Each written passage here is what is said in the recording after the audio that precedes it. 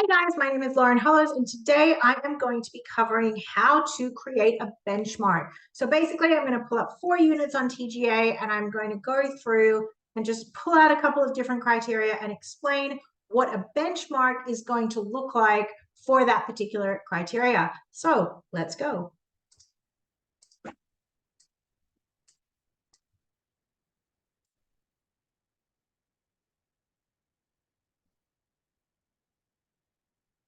Okay, so what I've got here is I've just pulled up 4 units across 4 different training packages on training.gov.au, and I've highlighted a statement or a performance criteria that is a practical performance criteria. And I'm going to talk to you about what kind of assessment and what an example of a benchmark is going to be.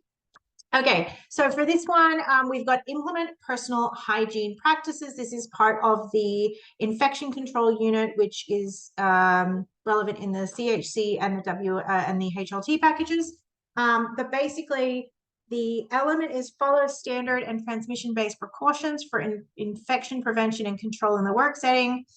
And the criteria is implement personal hygiene practices in the workplace setting. And it's followed thereafter by practice hand hygiene in accordance with the national standards and guidelines.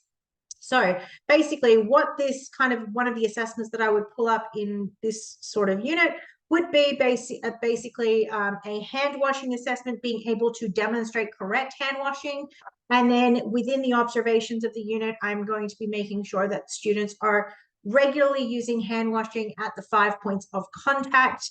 So anytime that they have contact with bodily fluids, anytime that they have contact with a client, things like that, we're going to be making sure. So the benchmark for that is basically going to be that. It's going to be the hand washing guidelines. So the things that I'm going to be looking for both of these things, and obviously personal hygiene is going to be a little bit more broader. It's going to include some other things as well.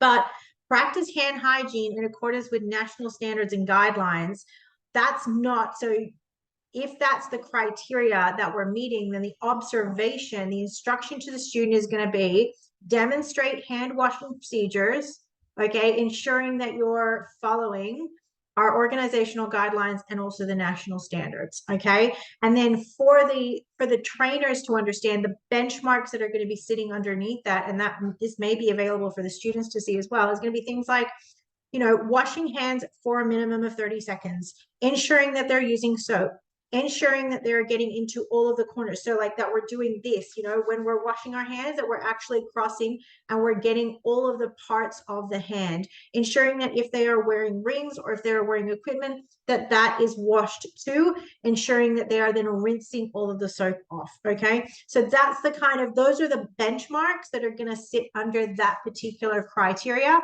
within that assessment. Okay, moving on to the next one. This is SITH CCC 043. It is the big workplace unit that is required for all of the Cert 3 in commercial cookery units. It's the one that's got the 42 complete food service periods and things like that. So one of the requirements within this unit is going to be adjust menu items and ingredients to meet special requests or dietary requirements of customers. So basically what this means is that you're adapting your orders to meet customer requirements. So for example, you may be removing items, you may be substituting items, you may be adding items, you may be recommending items that meet gluten-free requirements. You may be substituting items in order to cater for allergies and things like that. So the observation that sits underneath that from an assessor is going to be, was the student able to adapt orders from standard recipes and mise en place in line with customer requirements? Were they able to adapt for things like allergies? Were they able to, recommend or implement substitutions, or removals or additions of products in order to ensure that it met the customer's requests. Okay, if a order came through with no tomato, no this gluten-free bun requested, any of those sorts of things. Did they follow the instructions, and were they able to provide that to clients? Okay. Basically, it's just that were they able to adapt their recipes in line with the customer requests. This is very, very common nowadays. And what you may do, and certainly what we do as part of this, is we have students do reflections on a couple of the sessions that they've done within the 42 complete service periods. And one of the questions that we ask for students is provide an example of a recipe that you adapted in order to meet a customer requirement. Okay. And again, it might be a substitution, it might be removing something, it might be making a recommendation of a different dish to a client based on allergies or based on, being celiac and things like that. So that's the benchmark. So the two forms of evidence that are going to come from that is going to be an observation with the benchmarks of, adapted for allergies, adapted, removed ingredients, substituted ingredients, et cetera, and then a second form of evidence might be actually having the students reflect on recipes that they've adapted, as part of special customer requests. Okay. Okay, moving on to another unit. This is from the public safety unit. So for things like firefighters and things like that, follow workplace procedures for hazard identification and risk control. Organizational procedures and work instructions for controlling risks are followed. So within the firefighting sector, we've got all of our own different types of acronyms and things like that. So some of the things that I would put as a benchmark for that would be basic things like, did they do a debrief prior to arriving on the fire ground? Do they complete their lace? Are they maintaining laces throughout the exercise? And again, like laces is an acronym that I would expect any workplace trainer in the firefighting sector to understand. You may, if you want to, for ASQA, provide like an explanation of what laces is. Are they maintaining awareness? Are they aware of their exit routes? Are they using their equipment? Are they utilizing their equipment safely? Are they maintaining communication with, the other firefighters on the ground? Do they have a radio with them that they are listening to at all times to understand the direction, speed, and things like that of the fire on the fire ground? All of that sort of information is the kind of things that would show me that they were acting in line with work instructions, with organizational procedures specific to that industry area, for that unit, for that qualification. Okay, so basically that's what that is you're just breaking down what you're actually looking for within that particular task. Okay. All right, last unit is, I chose to go with one of the fluffy units. So we have got the unit, apply critical thinking skills in a team environment. Okay, so when we are talking about skills here, let's actually go with something like this. So participates in a verbal exchange of ideas and elicits the view and opinions of others by listening and questioning. Now, quite often, some people can have trouble with creating benchmarks for things like this because they feel that that's already quite explicit. Again, what I would just be saying is tell me some of the things that looks like when it's being done well. Okay. And again, if you're struggling, we use our common technique of telling me what it looks like when it's done poorly, and then we just flip that around.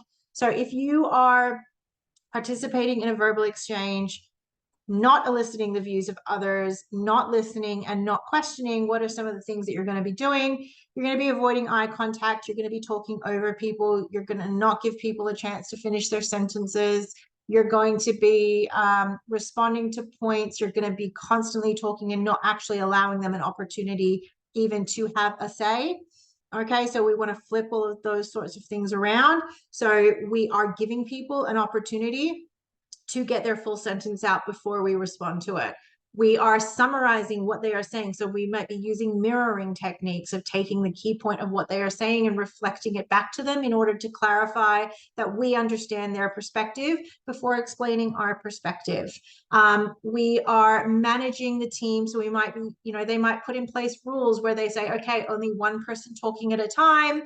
And, as if you're the leader of that particular group, you may be going, hold on a second, Andy, just give Jo a chance to explain her perspective in full before you come back and you explain your opinion. Let's give her space to talk, and then we'll give you space to talk. It may be, just simple things like, relaxed body language, smiling, nodding, being encouraged, like providing encouraging. That was really good, providing positive feedback after a person has provided their perspective. Thank you very much for sharing that. All of those sorts of things might be examples that we put in underneath that particular criteria as benchmarks for what we should observe as part of that particular criteria. Okay. So again, guys, that's just a little bit of an example of what we refer to as benchmarks. It is effectively what we should be seeing in the evidence, and that might be seeing it in the performance of the student, that may be seeing it in a document that the student is providing to us.